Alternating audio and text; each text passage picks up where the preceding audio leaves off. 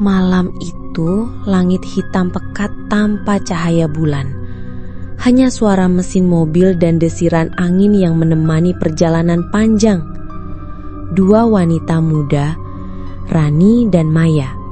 Mereka baru saja selesai menghadiri sebuah acara di kota dan memutuskan untuk pulang lewat jalur alternatif yang katanya lebih cepat meski harus menembus hutan lebat yang jarang dilewati orang. Awalnya, perjalanan mereka terasa biasa saja. Jalanan sepi, hanya sesekali terlihat kabut tipis menggantung di antara pepohonan. Namun, semakin dalam mereka masuk, suasana mulai berubah. Kabut makin tebal, pepohonan menjulang seperti dinding gelap yang menelan cahaya lampu mobil. Tiba-tiba, tanpa tanda-tanda, mesin mobil bergetar keras lalu mati total. Lampu sorot padam, radio ikut sunyi. Rani yang sedang menyetir panik mencoba memutar kunci kontak, tapi sia-sia. Mobil itu seolah kehilangan nyawa. Ini kenapa sih? Akinya mungkin? Tanya Maya cemas. Aku gak tahu, tadi normal saja, jawab Rani sambil menelan ludah. Udara di luar terasa dingin, tapi keringat dingin mulai membasahi leher mereka. Dalam kegelapan itu, hanya suara serangga malam yang terdengar. Lalu, langkah kaki, pelan, berderit di jalan aspal yang sepi. Dari balik kabut, muncul sosok pria tua berpakaian kusam. Wajahnya keriput dan matanya tajam menatap mereka. Ia tersenyum samar, senyum yang membuat bulu kuduk berdiri. Kalian tersesat. Suaranya serak, berat. Rani dan Maya saling pandang. Mobil kami mati, Pak, jawab Rani. Pria itu menunduk sebentar, lalu menunjuk ke arah kanan. Tak jauh dari sini, ada penginapan. Kalian bisa beristirahat di sana sampai pagi. Tanpa banyak pilihan, mereka mengucapkan terima kasih dan mengikuti arah yang ditunjuk. Anehnya, meski gelap, mereka bisa melihat jelas bangunan besar di tengah hutan, seperti terpampang begitu saja di depan mata. Penginapan itu tampak mewah. Dinding kayu mengilat, jendela besar memantulkan cahaya hangat dari dalam, dan papan nama berukir indah. Di depan pintu, lentera-lentera berayun pelan tertiup angin. Begitu mereka masuk, aroma harum kayu manis menyambut. Lantai kayu berderit halus di bawah kaki mereka. Dari balik meja resepsionis, seorang wanita muda tersenyum ramah mempersilahkan mereka masuk ke kamar. Silakan beristirahat, nanti akan ada pelayan yang mengantar makan malam, ucapnya lembut. Kamar yang mereka masuki sangat nyaman. Ranjang empuk, spray putih bersih, meja kecil dengan vas bunga segar. Tidak ada sedikit pun yang terasa aneh. Semuanya tampak normal. Beberapa menit kemudian, pintu diketuk. Seorang pelayan berpakaian rapi membawa nampan berisi makanan yang terlihat lezat. Sup hangat beraroma sedap, daging panggang, dan sebotol air mineral dingin. Mereka makan lahap, rasa lapar setelah perjalanan panjang membuat mereka tak banyak berpikir. Namun, di tengah suapan ketiga, Maya merasa lidahnya seperti menyentuh sesuatu yang lembek dan bergerak. Ia menoleh ke piring.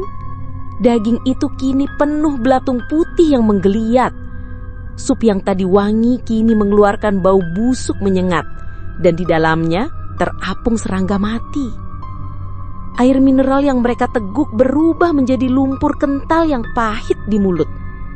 Mereka memuntahkan isi perut, menjerit histeris dan berlari ke pintu. Namun lorong penginapan terasa memanjang tanpa ujung. Lampu-lampu mulai meredup dan suara langkah banyak orang terdengar di belakang mereka, semakin dekat. Rani menarik tangan Maya sekuat tenaga. Nafas mereka tersengal, dada terasa seperti dihantam berkali-kali. Lorong kayu yang tadi tampak indah kini berubah menjadi gelap dan lembab. Dindingnya berlumut, cat mengelupas, dan bau apek menyengat menusuk hidung. Maya, ini gak mungkin, tadi gak begini, teriak Rani dengan suara bergetar. Suara langkah di belakang mereka semakin jelas. Bukan 1 atau 2 orang, puluhan kaki yang menyeret seperti berjalan di atas lumpur. Maya menoleh sekilas dan wajahnya pucat seketika. Bayangan para pelayan yang tadi ramah kini tampak pucat seperti mayat. Mata kosong, bibir membiru, dan kulit mereka mulai mengelupas memperlihatkan daging busuk. Di tangan mereka masih ada nampan berisi makanan, namun isinya mengerikan. Potongan daging mentah yang masih meneteskan darah hitam dipenuhi belatung dan cacing tanah. Mangkuk berisi cairan gelap dengan gumpalan tak berbentuk. "Silakan, makan lagi. Kalian pasti lapar." Suara mereka bersautan, serak dan menggema membuat udara terasa berat. Rani dan Maya berlari menembus lorong kayu. Namun setiap pintu yang mereka buka hanya menampilkan kamar yang sama. Ranjang kotor, jendela tertutup rapat, dan bau kematian. Seolah penginapan ini memutar ruangan-ruangan yang sama untuk menjebak mereka. Tiba-tiba, dari ujung lorong, muncul sosok pria tua yang mereka temui di jalan tadi. Wajahnya kini lebih jelas, kulitnya pucat kehijauan, matanya cekung, dan ada bekas luka besar di lehernya seperti bekas jeratan tali. Ia tersenyum, memperlihatkan gigi kuningnya. "Kalian sudah masuk, dan tidak ada yang pernah keluar," katanya pelan, tapi terdengar di seluruh ruangan. Maya mulai menangis histeris, memukul-mukul dinding, namun dinding itu terasa basah dan berdenyut seperti daging hidup. Dari sela-sela papan kayu, cairan merah pekat mulai merembes, bau amisnya membuat mereka mual dan muntah. Lampu-lampu lentera yang tergantung di langit-langit mulai padam satu persatu, menyisakan kegelapan pekat. Hanya mata-mata putih para pelayan yang bersinar samar di kegelapan, mendekat perlahan. Tiba-tiba, sesuatu menggenggam kaki Rani. Tangan pucat dingin yang muncul dari lantai menariknya ke bawah. Maya berusaha menarik sahabatnya, tapi semakin kuat ia menarik, semakin banyak tangan lain yang keluar, meraih dan mencengkram tubuh mereka. "Lepaskan!" teriak Rani sambil menendang-nendang. Namun, tubuh mereka akhirnya terseret jatuh ke lantai bawah dan semuanya berubah gelap. Ketika mereka membuka mata lagi, Rani dan Maya sudah berada di ranjang kamar yang sama seperti awal mereka datang.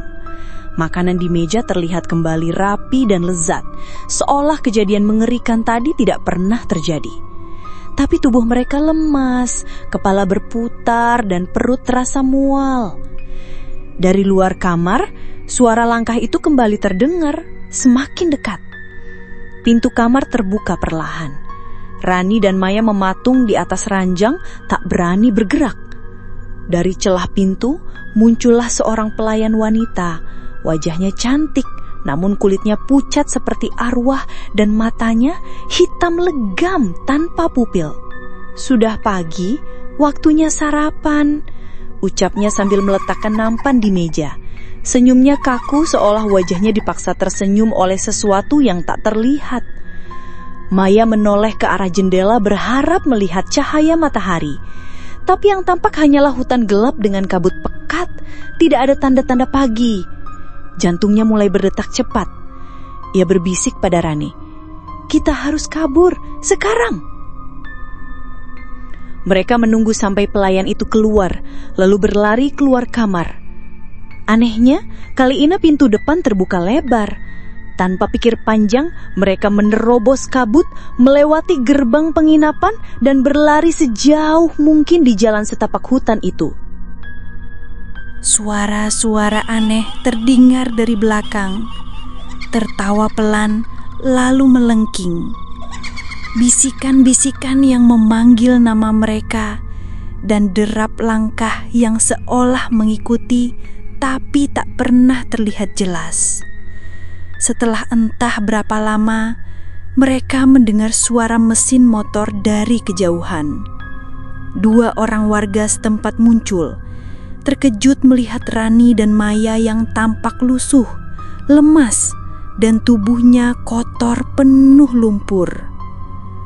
"Kalian dari mana?" tanya salah satu warga, napasnya tercekat.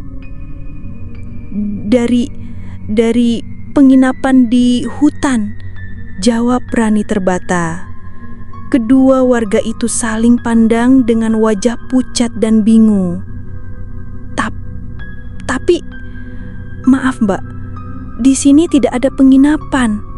Di sini pernah ada penginapan, tapi sudah tidak terpakai. Penginapan itu sudah terbakar dan terbengkalai sejak 30 tahun lalu. Semua yang pernah menginap tidak pernah kembali. Maya mulai menangis. Tubuhnya gemetar hebat. "Tapi kami makan di sana. Kami tidur di kamarnya. Suaranya terhenti karena muntah, mengeluarkan air lumpur bercampur belatung yang bergerak.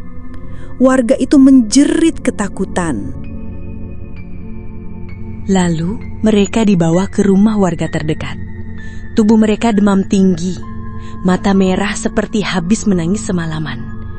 Saat ditanya, mereka hanya bisa berbisik, "Pelayan itu, mereka bukan manusia." Beberapa hari kemudian, Rani dan Maya pulang ke kampung halaman. Tapi trauma itu tak pernah hilang. Setiap malam, mereka terbangun oleh suara langkah di lorong, aroma kayu manis yang samar-samar memenuhi kamar, dan bisikan pelan di telinga mereka. "Kalian belum membayar. Waktunya kembali ke sini." Dan entah mengapa, setiap kali mereka bercermin, di sudut pantulan kaca selalu terlihat meja makan, penuh hidangan lezat dengan pelayan pucat yang menatap sambil tersenyum. Itulah kisah Rani dan Maya. Nama dan lokasi disamarkan. 2 wanita muda yang hanya ingin pulang, namun malah terjebak di tempat yang seharusnya tak pernah mereka datangi. Penginapan itu berdiri sunyi di tengah hutan, tanpa tamu, tanpa kehidupan, atau setidaknya tanpa kehidupan yang kita kenal. Banyak yang bilang bangunan itu hanyalah puing kayu lapuk yang dimakan waktu.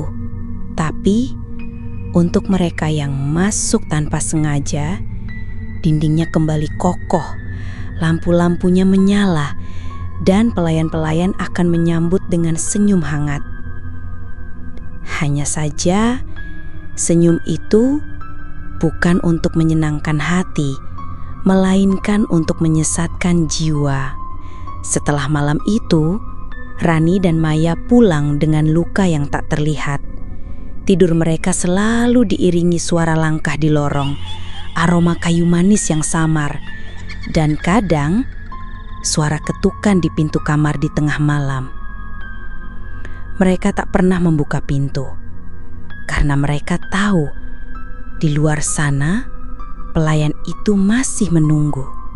Apakah kamu pernah mengalaminya? Jika belum, maka kamulah giliran selanjutnya.